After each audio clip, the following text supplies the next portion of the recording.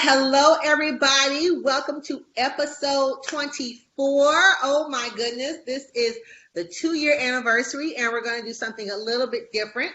Of course, I am Marla J. Alberti. Welcome to Creating Your Career with Marla J. Alberti. Of course, this episode is very special because we're going to flip it a little bit. I have my good friend, Faith Joyner, on here. She's going to interview me. I'm going to let her run the show here in a second. But I do want to let you guys know, of course, this episode is brought to you by theworkingwoman.co. If you want to understand how to have work-life harmony and not work-life balance, which is what I have dedicated my life to for research, please go to theworkingwoman.co. That is it, theworkingwoman.co. Sign up for my blog. And before we jump into more stuff, I just want to say how awesome and excited I am for this episode. It's been 2 years, guys. I started this show just on a whim because I've always wanted to be a talk show host. I've always talked and interviewed my classmates when I was in school. So I thank you everyone for the support and everything. But I'm going to shut up now and let Faith do the interviewing. She's going to interview me. So anything you want to know, you're going to find out today. Marla, thank you so much for having me on. Welcome, everyone. If this is your first time joining, Marla, thank you so much for choosing this episode. And I'm sure you're going to get a lot out of this because we need to know more about Marla. And trust me, I'm a great interviewer and I'm going to get all the juicy tips that you want to know from Marla. All right. So first I want to introduce myself. My name is Faith Joyner. I'm a marriage counselor and coach. I specialize in couples work and trauma therapy, and I also specialize in hosting wife retreats for wives who are happily married and who are struggling in their marriage. And so we'll get into that a little bit later. Just like Marla said, I'm also a podcaster. My podcast is called For Wives Only, Courageous Conversations, and I help wives, discover how to have open, honest, and respectful conversations with their husbands and get their needs met all at the same time, because we need our needs met too, boo-boo. Okay? All right. So it is with great pleasure that I am interviewing my very close friend, Marla. And so, Marla, the first question I want to ask you is, what was the first step that you took to create the career that you have today? Oh wow! So I don't know why I'm nervous on my interview, but anyway, great question. So wow, what is the first step? I think I knew from a very young age. I've always had that entrepreneurial bug in me. So it started pretty young. I started selling pictures when I was 6 years old on the sidewalk. That's when we could do that as a kid, when it was safe. You can't do that now, children. Don't do that now. But me and one of my girlfriends would stand on the side of the road and sell pictures. So I kind of felt it then. Now, as an adult, I think maybe my first step I took was I joined the military. I joined the military when I was 18 years old, signed up when I was 17, graduated, went in when I was 18. And that kind of put me on my path of, okay, this is what money looks like. I always worked and everything, but this is how you start to build your career. So I think my first step was joining the military. I was in the United States Navy, proud veteran, very proud of that. Obviously, I know you understand that too. Faith is a veteran as well. So I think that was the first step. And then, of course, my career evolved from there. But I think that was the first step, is knowing that I was an entrepreneur at heart, and then going into the military, and then kind of blossoming from there, and still blossoming. Okay, you're gonna have to settle this for me. What type of pictures were you selling at a young? What type of pictures were you selling? So me and my friend Samantha lives in Atlanta too. So me and my friend Samantha, we were neighbors. We were close friends then, best buds, and we used to color pictures in our coloring books. Oh my God. And we would stand on the side of the road and sell them. So in the neighborhood I grew up, it's called Justina. So in Justina, you have houses up front, apartments in the middle, and houses in the back. And we stayed in the houses up front. So we would walk. You have to walk down there all the time. I stayed down there. So we would walk down to the apartments and we would knock on doors. Again, children, this is when it was safe now. Adults don't let your kids do this now. It's too much Right. going on. So, Right. Right. but we would knock on the doors and sell our pictures for 25 cents, 50 cents all the time. And we would take that money and we would go buy, candy and big blows from the store across the street. Wow. Now, Yep. Marla, I know a lot about you, but I did not know that's how you started your entrepreneur career. Yeah. That is Yeah. wonderful. Okay. So after the military, Hmm. how did that evolve? Wow. So after the military, got out, I kind of planned. I wanted to stay in. I wanted to retire. I would be retired by now. But life happens. I had my wonderful, handsome son, who knows more than me, of course.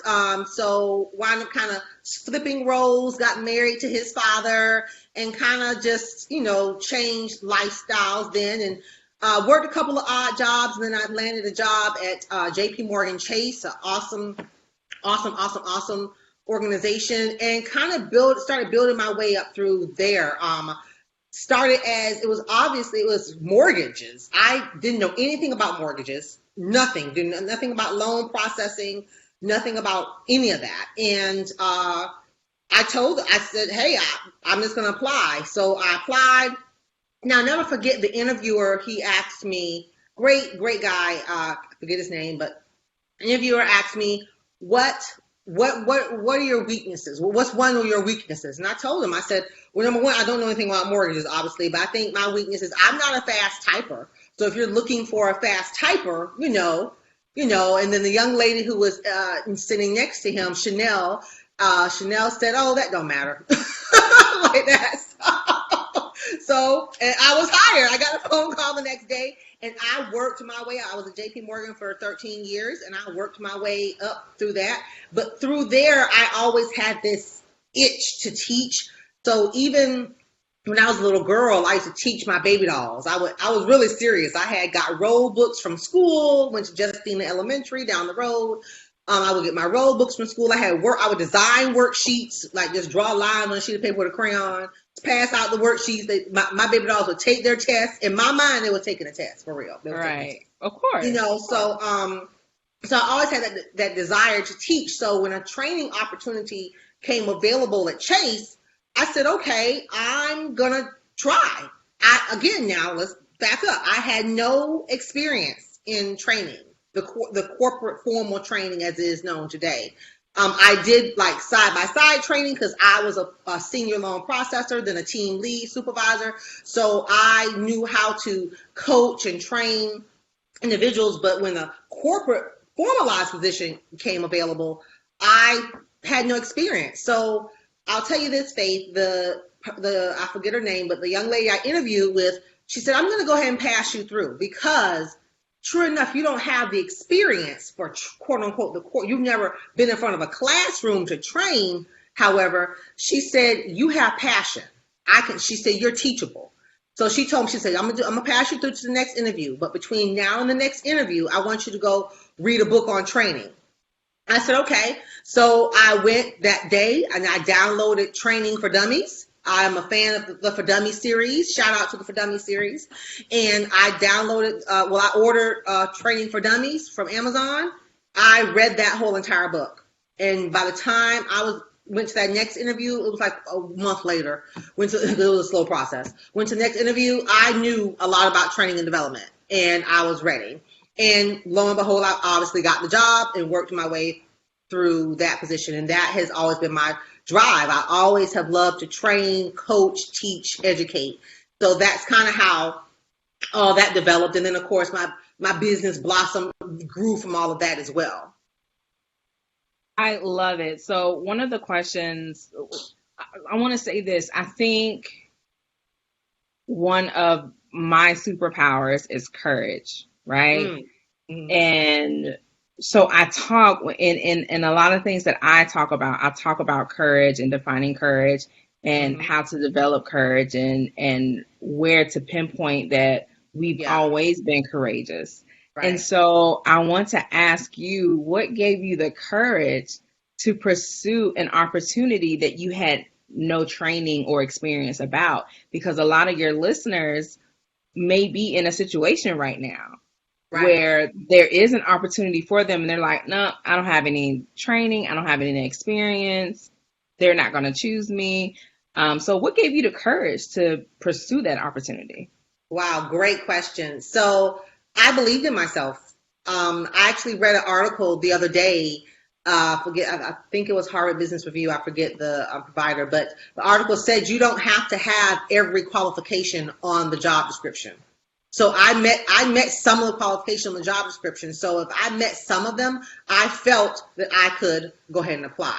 And that's something I've done research on. Women, I forgot what the statistics are, but women will see the qualifications and will say, oh, we only meet 5 and we won't apply. But a man will see those qualifications and meet 2 of them and he'll apply. It doesn't matter. He'll apply. He can meet 2 of the qualifications and he will apply and a lot of times get the job. So I say, you know what? What's the worst that can happen? They'll say no. I always believe if something's not for me, it won't be for me, but I won't know until I jump and decide. So I knew I wanted to get into the teaching realm, training and development realm, coaching realm. So I said, okay, let me do it. Opportunity came available. I said, okay, I'll do it. The worst they could tell me is no. I would try again later. But I believed that I had the persona to be in front of a classroom.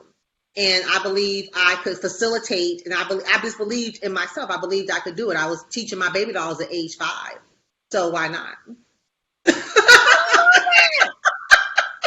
I love it. And Marla, you and I met at an organization that we used to volunteer at. Yes. And you were training, you were teaching youth at Yes. this organization. Yes. And so I have been able to see you in action. And you are absolutely correct. That is one of your gifts, to train and to teach, to coach, to educate, and all of that. So I agree with you 100%. And I'm really proud of you that you believed in yourself enough to pursue that opportunity. So did you get that position? Yes, I did. Yes, I did. I was a trainer for about, I don't know, because I was at JP Morgan for so long. I think I was a trainer for about 4 years, 3 years, something like that. But, like I said, I started coaching and training before then, but, before they can put the formal title on it. So I've been in training and development roughly about 15, 16 years now. Yeah. Wow. Yeah. Okay, so what happened after JP Morgan and why did you leave JP Morgan? Oh, great question. So I have always had that anyway. I've always had that niche, that itch inside of me to run my own business. That entrepreneurial, when you're an entrepreneur, you just can conquer the world, but you still got to pay your bills. So, Right. So, exactly.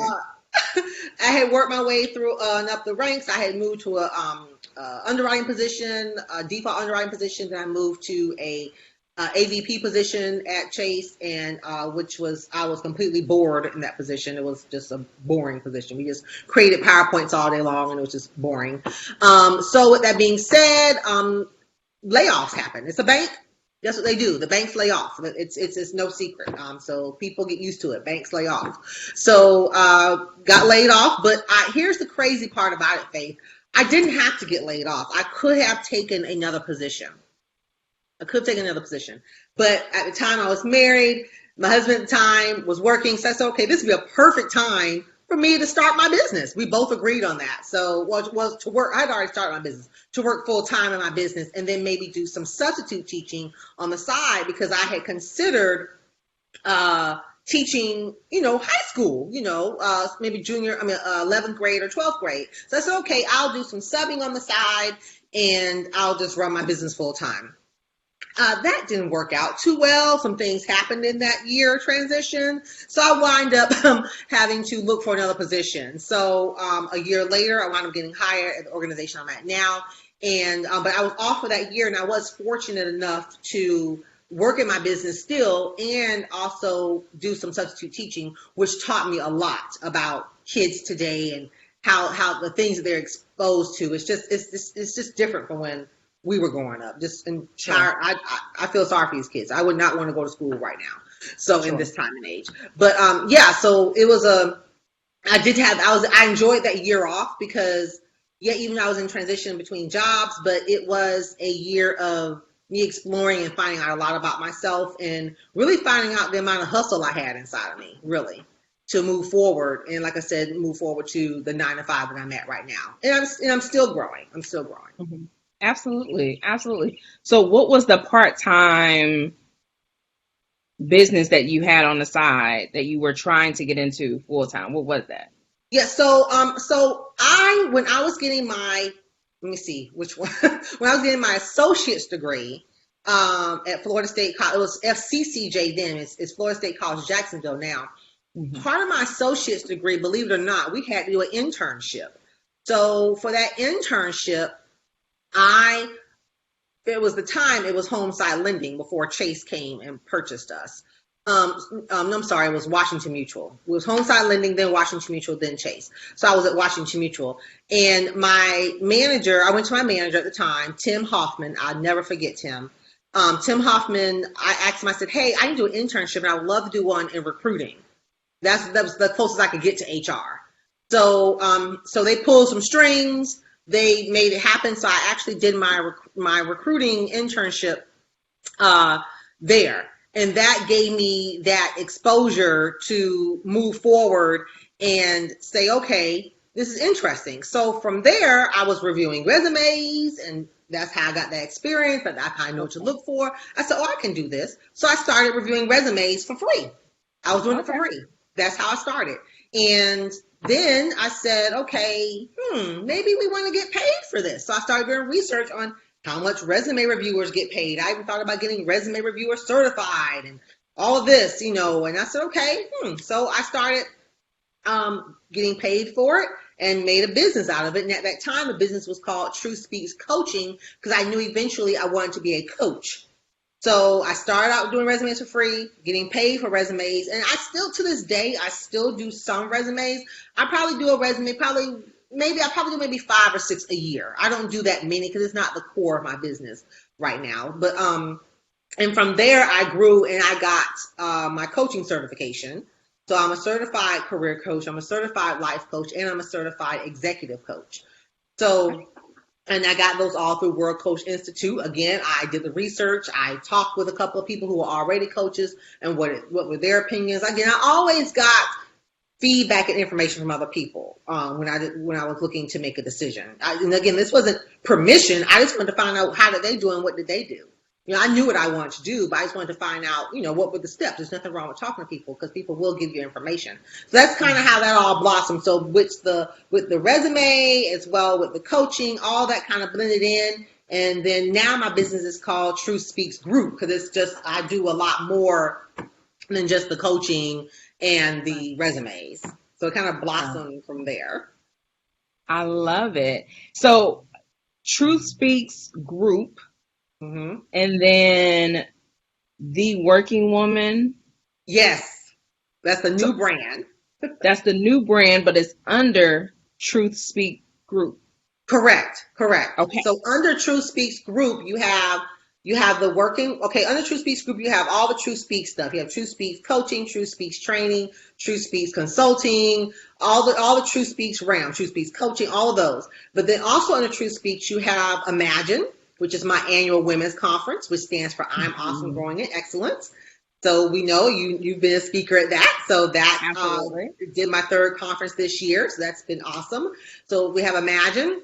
Also under Truth Speaks, we have the workingwoman.co, which is my new blog that I just started in January. It's brand new, and I've dedicated my life to work life. I've always been interested in how are people doing both, and how can you create harmony in your life? How can you get it all together and mesh it together? Why are we separating life from career? Why are we doing that? I've always been interested in that, because your life is your career. We keep saying don't bring your feelings to work, but you are you. You're still the same person on your job. You may act a little different sometimes because you want to be professional, but we're still the same. So I want to research that. So that's what I'm doing my research on, my doctoral studies on, because I'm just interested in that. So I said, okay, with some of my life events and things that I've gone through, I wanted to couple my experience with research and develop this blog that's growing, and I want to reach out and help every 9 to 5 working woman that I possibly can. It's a huge vision, but visions are supposed to be big. So help every 9 to 5 working woman I can discover work-life harmony, and that let her know that she can have it all. She may not can have it all at one time, but she can have it all if she wants to. And then another brand under True Speaks Group is Kim, Keep It Moving. And that kind of actually Keep It Moving was the first brand, actually, because that was, again, my motivational phrase, because I am a proponent of that. I have to keep it moving. I've learned in my life, I have to keep it, whatever the I is, whatever that it is my life, I have to keep it going, because life happens. It continuously happens, continuously happens. So it's about your response in life. We're human. It is what it is. We make mistakes, but you have to keep going. So those are the brands under the True Speaks Group. I love it. So I have 3 more questions for you. I know I'm asking so many questions, but I'm interested in what you have going on. Although we are good friends, like I love hearing this other side of you and getting to see this other side of you as well. I'm a subscriber to your blog. I love it. I've learned a lot from it. I love how you said that, when we go into work, we don't stop being ourselves. Mm-hmm. You know what I'm saying? So work-life harmony, it does matter. And so I'm so proud of you that you chose to take this idea and just run with it. But what I want to ask you is, what do you like most about coaching? Oh boy. Oh my gosh. That's such a good question. Oh my goodness. My clients, 90% of my clients, 95% of my clients are women. I have coached some men. But my clients are me. And I see the struggle. A lot of them come to me. They're irritated. They're frustrated with work. They're frustrated with life. They feel stuck. They feel stuck. So the passion, or the beautiful thing that I love to see, is that development. I love when people see the aha moment and to see the value within themselves, and they're like, oh my God, I can do this. Because the only thing that's stopping you, money's not stopping you, your past is not stopping you, co-workers, your boss, whoever, the person that's stopping you is you. You are in control of your career. I preach this all the time. You are in control of your life. Yes, I get it. We all have bills, and sometimes we got to do certain things in our life to pass through. But nothing, I love this quote from Kevin Hart. Success is 20 years in the making. Overnight success is 20 years in the making. So it doesn't just happen overnight. It doesn't happen overnight, and you're going to make mistakes. So once you realize that you've made that mistake or mistakes, and you're going to continue to make them, you just say, okay, I'm going to embrace it. I'm going to learn from it, and I'm going to keep moving. So I love when my clients, or just anyone says, you know what, I'm going to step out and take this jump and take this leap of faith and start my business. I'm going to do this. I'm going to do that. So I am just excited. That's my passion. I'm just excited about that. That's the passion that I have, is just seeing them blossom and grow from just that aha moment. Right. I love that. As a counselor and a coach myself, I agree. That's the most. Yes. That's the favorite part of my job. Yes. Mm-hmm. The favorite part of my job. It is so liberating. Like, it's like I feel it. That's why coaching is real, because it's that's why, because it takes so much out of you. Because if you're a real coach, right? If you're not, I'm not talking about people who just call themselves a coach. If you're a real coach, you feel what your clients are feeling, and you want the best for them. But one thing I've learned, though, as a coach, Faith, and something I'm sure you know too, you can't want it more than them. Mm-hmm. Yeah, so they have to want it. They have to want it too, right? They have to want it. So absolutely. I just was like, okay, you know what? Hey, I'm gonna just let them live their best life, right? And do the best life. Right. Exactly. I love it. So what do you like least about coaching? Oh, wow. That does take so much out of you. It does. Mm-hmm. It does take so much out of you. It does. So I normally, I do hour-long sessions, and I do 30-minute sessions. So majority of my clients like 30-minute sessions. So, and Mm-hmm. I do too, because it does take a lot out of you. Again, this is why I encourage people to actually go to coaching school or get some type of training behind the psychology of coaching and the Mm-hmm. psychology of it, because you just can't say, oh, I've been married 50 years, I'm going to be a marriage coach. Okay, great. Well, Right. you have to understand how the coaching works. So get some type of backing behind it, because they teach you that in class or in school. They teach you about the psychology of it, so that would be I guess the least part, because it can take a lot out of you. It is draining. It is draining, but Yeah. the reward is worth it. So what's the difference? I heard you talk about harmonizing earlier. What's the difference between harmonizing and balancing? Oh boy, such a great question. Okay. So balance. When you think about balance, I like to tell people, think about a pie chart. Have you ever seen a pie chart that is 100% quartered off? Like you have 25, 25, 25, 25. Have you ever seen a pie chart like that? No. Exactly. Every pie chart you see is always, there's a big space or there's more going here, so that's how our life is. Just think about your life that way. And when you're trying to balance, something's always off. Something is always, always off. So with that being said, most of the time, the thing that's off is you. Your family has a big chunk, your job has a big chunk, but you, that woman, that working woman, you're down here. You're down here, right? You're this little slice that's like 10%.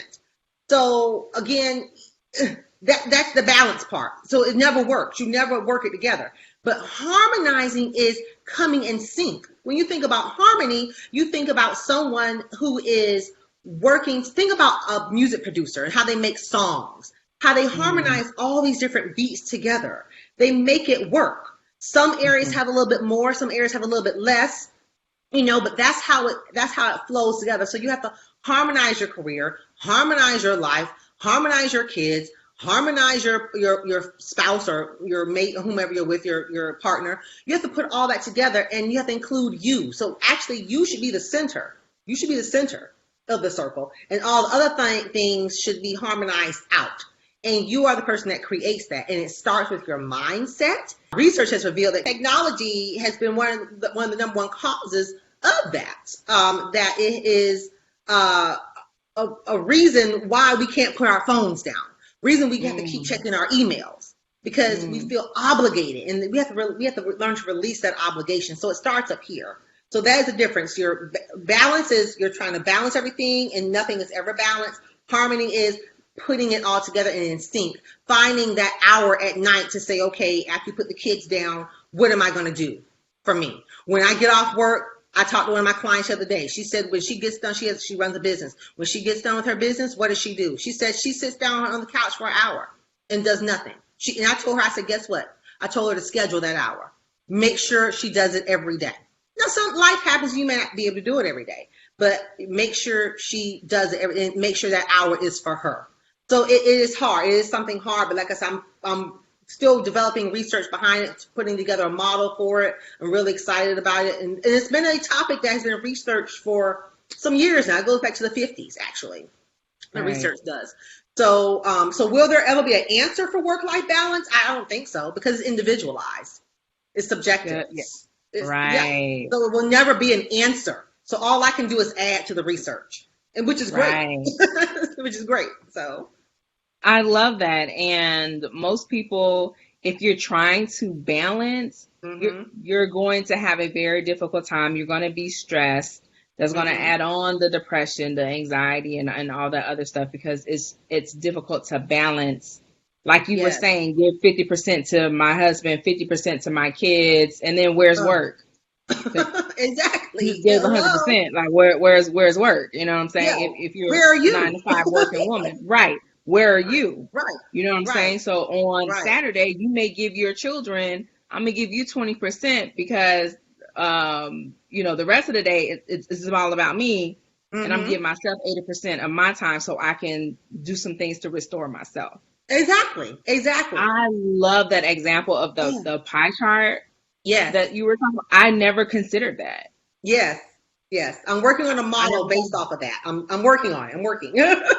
Good. I think that's a great picture because that Yes. helps me visualize where am I putting myself.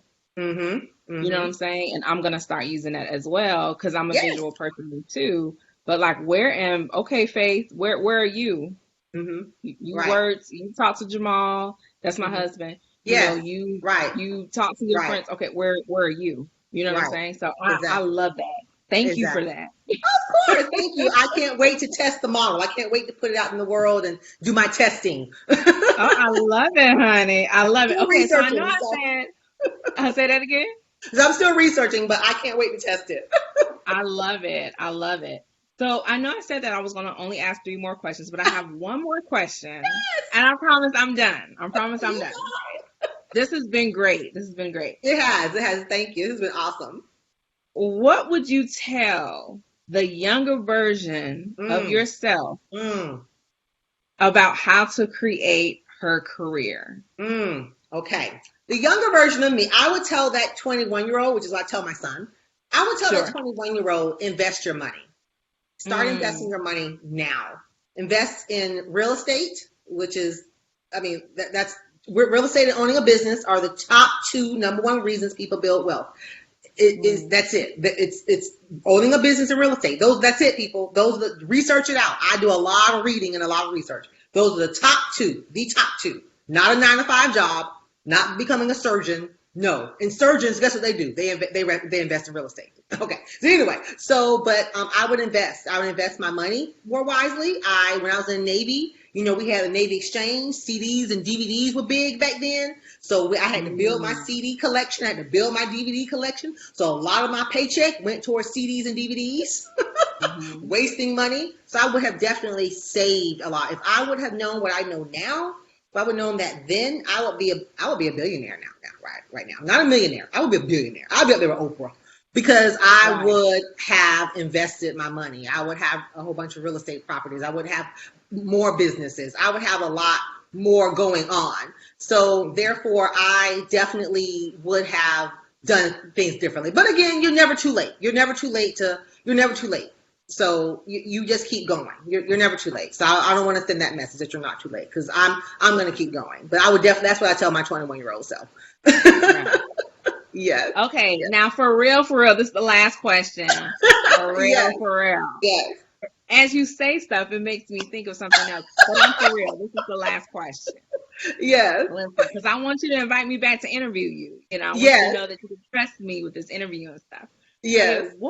and I think it's really important because we talk about all the success that we've had. We talk about, how we're doing this entrepreneurship and all the great things about it, which there are a lot of great things. But I don't Yes. think we talk about Mm.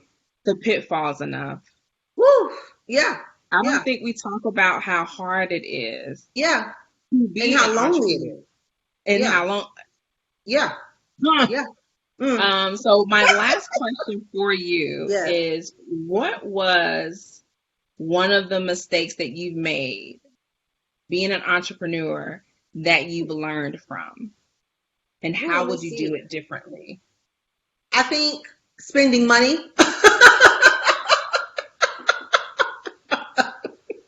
spending money in programs, in people, um, and I'm not saying don't invest in yourself. I am a huge Oh, proponent of that. You oh have to yeah. invest in yourself. There's no ifs, ands, buts, or Hmm. maybes. You won't make it in this business. Hmm. But I would say research more, research who you're going to follow more, because you got to follow somebody. There's somebody Hmm. ahead of you. There's nothing new under the sun.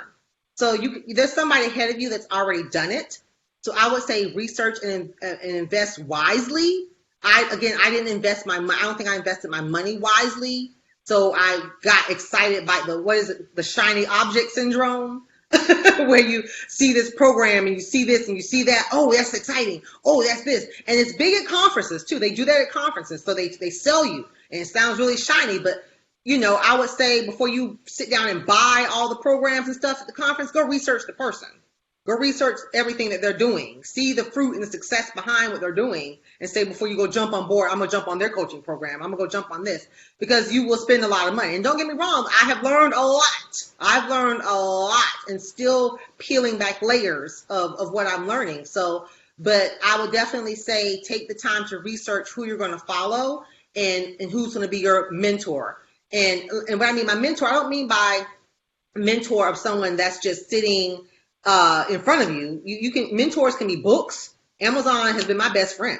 I've learned a lot from reading books, which are a lot cheaper, $12.99, $13.99 towards $5,000. So read the books on the person, and then if that person has a coaching program, then go jump into it, and also talk to people who've done that as well. I tell people always sit down and take someone for a $6 coffee before you jump into their big program. Get to know who they are, their character. Watch how they treat people. Watch how they treat the waiter, the waitress. Pay attention to certain things. And if you can't meet the person in person, again, watch their YouTube videos. Watch them on TV. Pay attention to what the media says. Read articles, read autobiographies about them.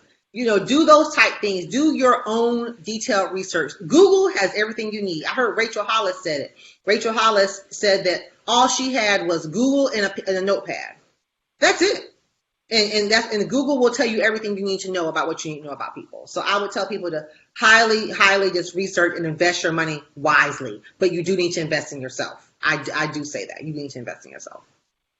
I love that. And honestly, that was a huge mistake that I've made in my career as well. I think everyone's made it. Yeah. Yeah. And investing in programs and people that I should not have invested in because I did not do my research enough. Yes. On that person. And then by the time I had bought their program, I'm like, this is it. Right. You know what I'm saying? Or I realized that they don't operate in integrity. Yeah. Yeah. Mm-hmm. And I don't want to be associated with anything like that. I don't even want to listen to anything you have to say. Yeah, exactly. If you don't operate in integrity. Exactly. And if I may offer something, Marla, if it's okay. Yes, please. To offer.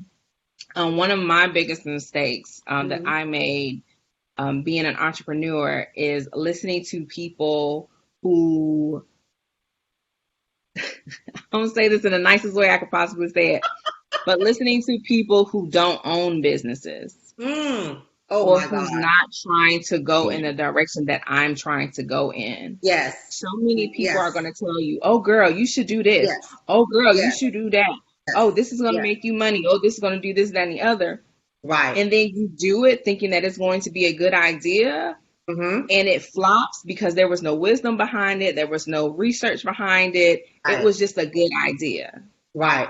Exactly. And I've lost money listening to people who are not entrepreneurs, people who have not been there, done that. You know what I'm saying? And all these people that are in your ear, they're going to be telling you what you should or should not do, but they don't have to pick up the pieces when the whole thing falls. Right. Exactly.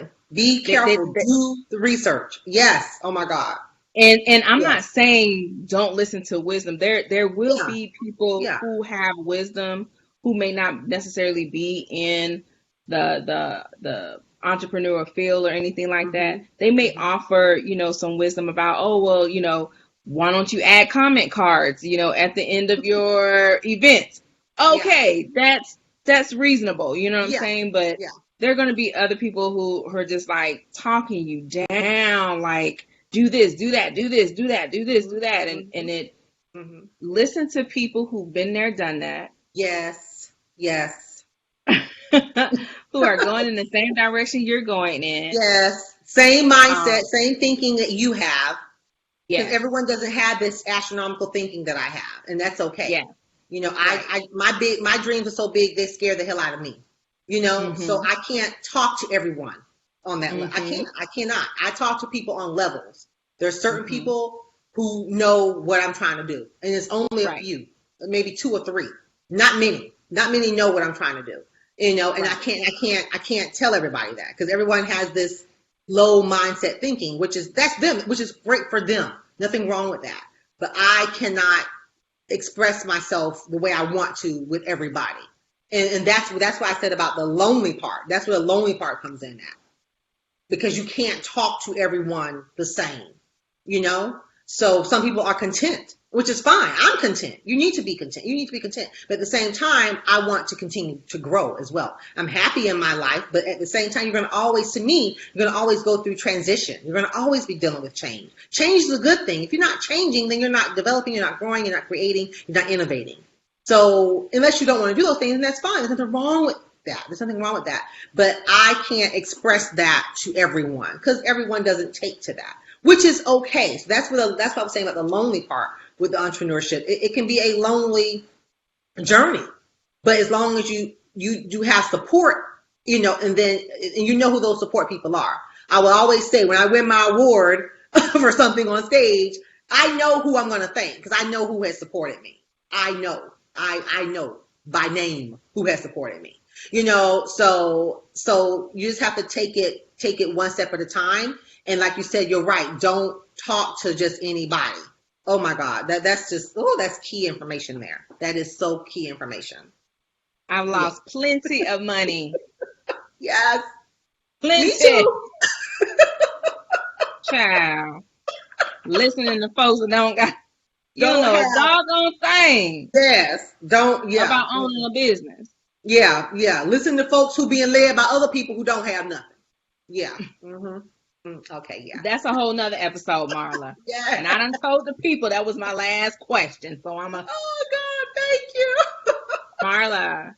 This has been awesome. My friend, thank you so much for allowing me to interview you, for allowing me to be a part of your 2-year anniversary, for conducting an interview of me and you said your second episode. You know what I'm saying? I know, can't believe that 2 years ago. Oh my gosh.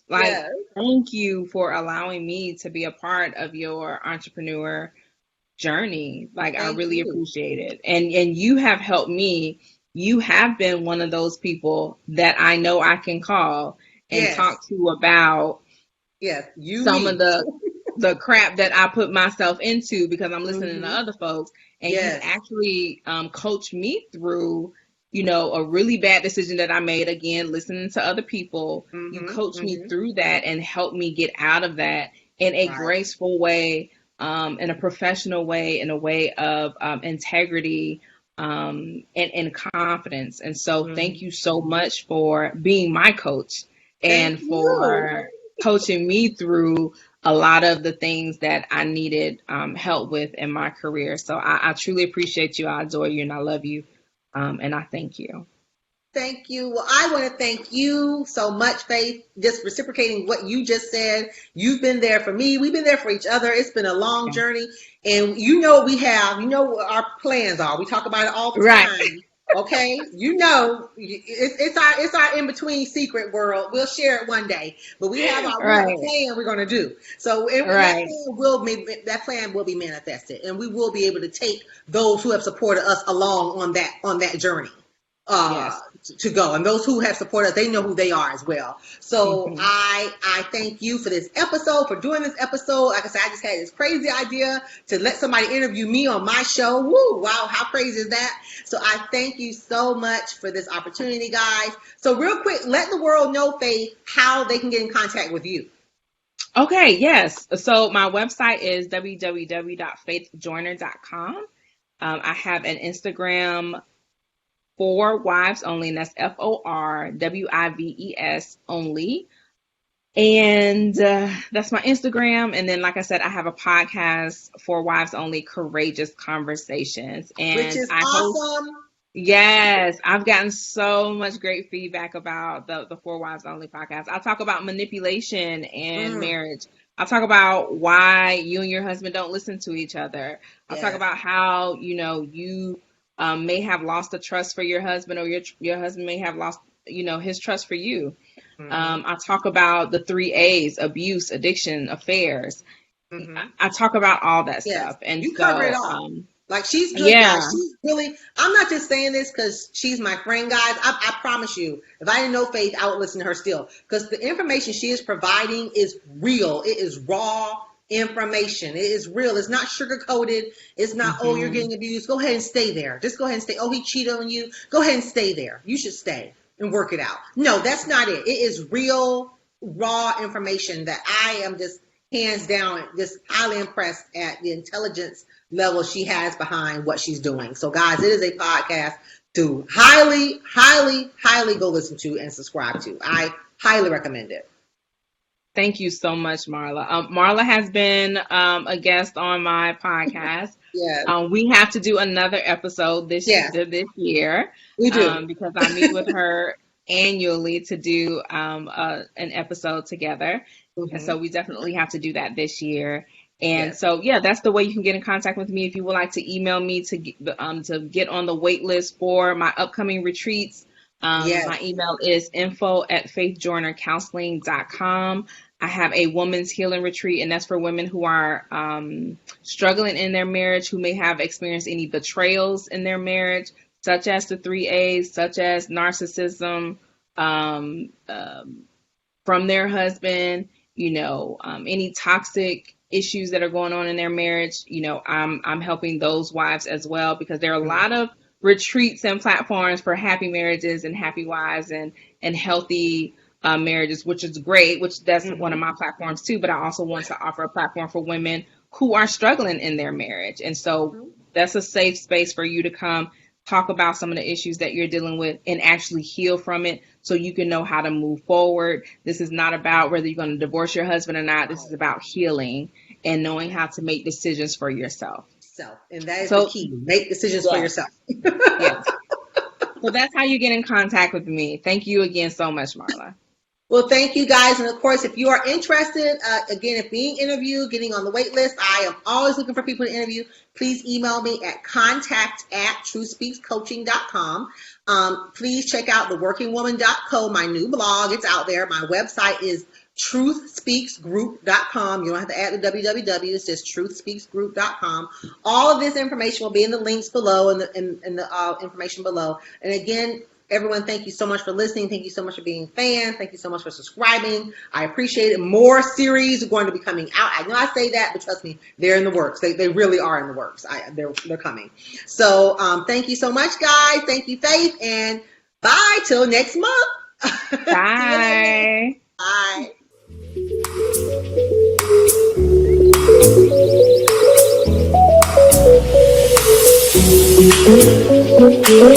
Thank you.